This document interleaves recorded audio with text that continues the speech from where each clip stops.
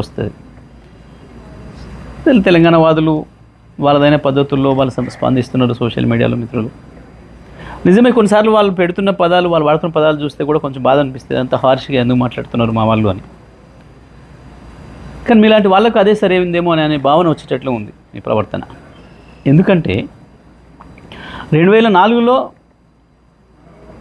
మీరు దిగిపోయిన నాటికి సమైక్య ఆంధ్రప్రదేశ్ది తలసరి ఆదాయం 25,900, 26,000 లోపు.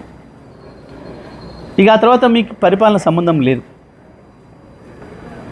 2014లో మీరు ఆంధ్రప్రదేశ్ని 5 సంవత్సరాలు పరిపాలించారు. కేసీఆర్ గారు తెలంగాణ పరిపాలించాడు 2014 నుంచి 23 వరకు.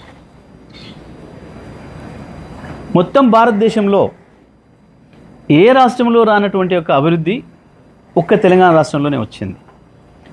ఈ రంగం ఆ రంగం అని కాదు, ప్రతి రంగంలో అభివృద్ధిలో ఆకాశంలోకి దూసుకుపోయింది తెలంగాణ.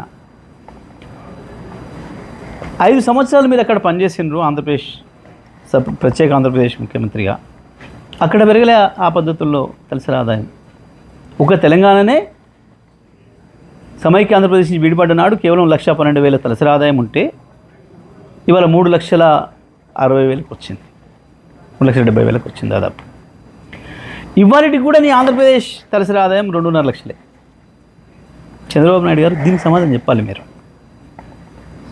నిజంగా మీ పరిపాలన అంత గొప్పదే అయితే